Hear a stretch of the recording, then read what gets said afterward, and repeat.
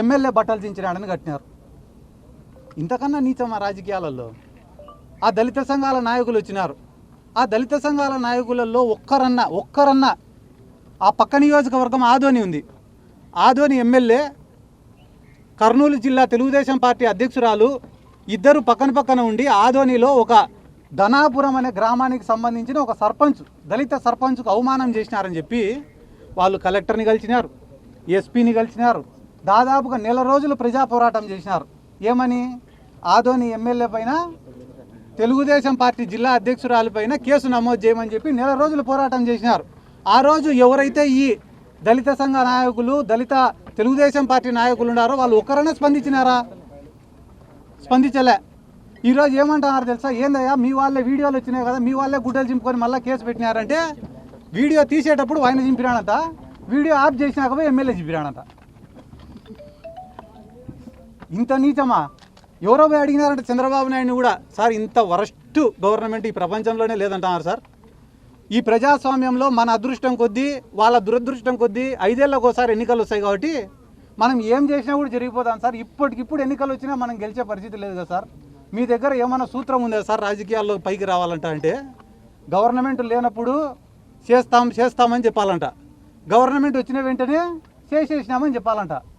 అంతకుమించి ఏం చేయాలి సార్ అంటే, అంతకుమించి ఇంకెక్కువ ఏం చేయకూడదురా. నీకు ఎంత కావాలో అంత దోచుకో, నీకు ఎంతమందిని కావాలంటే అంతమందిని ఇబ్బంది పెట్టుకో, 5 ఏళ్ళు మనదే రాజ్యం అని అంటున్నారు. కాబట్టి ఈరోజు మీరు ఎవరైనా చూసుకోండి, డిఎస్సి పైన పోరాటాలు జరుగుతున్నాయి, పొగాకు రైతులకు రేటు లేదని చెప్పి పోరాటాలు జరుగుతున్నాయి, దేశవ్యాప్తంగా మోడీకి వ్యతిరేకంగా పోరాటాలు జరుగుతున్నాయి.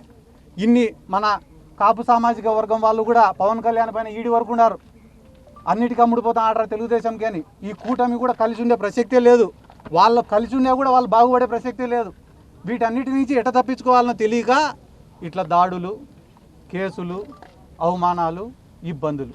వాళ్ళు ఒకటి గమనించాల్సిన విషయం ఏమిరా అంటే, వైఎస్ఆర్ కాంగ్రెస్ పార్టీని ఇబ్బంది పెడుతున్నామని అనుకుంటున్న క్రమంలో వాళ్ళు వైఎస్ఆర్ కాంగ్రెస్ పార్టీని ఇడిచిపెట్టి సామాన్యులను కూడా ఇబ్బంది పెడుతున్నారు. ఈరోజు పోలీసులు మా పైన కేసులు పెడతారని మీరు అనుకుంటున్నారు.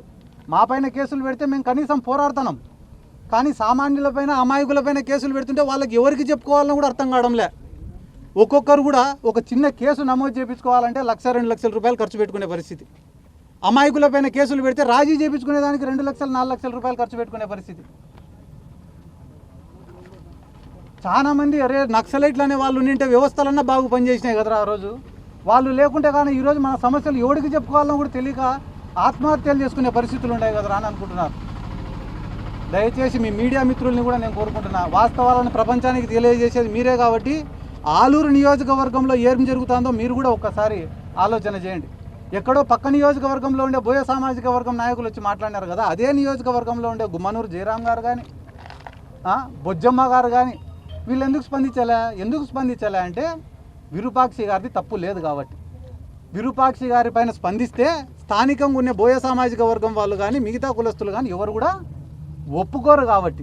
బయట వాళ్ళది ఏముంది, వస్తారు తిడతారు పోతారు, కానీ స్థానికంగా ఉండే వాళ్ళు విమర్శలు చేస్తే రేపు ప్రజల్ని ఎదుర్కోవాలి కదా. ఇటువంటి అన్యాయాలన్నింటినీ ఎదుర్కోవడానికి సిద్ధంగా ఉండం.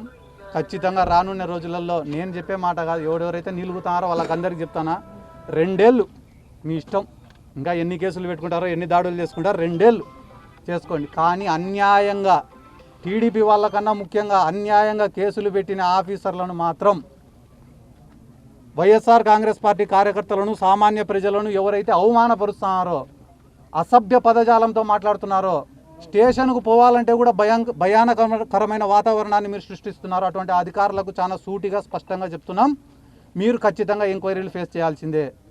ఏ రకంగా అయితే ఈరోజు మేము కేసులు అనుభవిస్తున్నామో, మీ పైన సస్పెన్షన్లు, ట్రాన్స్ఫర్లు అని అనుకుంటారేమో, అది కానే కాదు. మీరు కూడా ఖచ్చితంగా కేసులు ఫేస్ చేయాల్సిందే, ఈ జైలును చూడాల్సిందే అని కూడా ఈ సందర్భంగా తెలియజేసుకుంటూ సెలవు తీసుకుంటాం.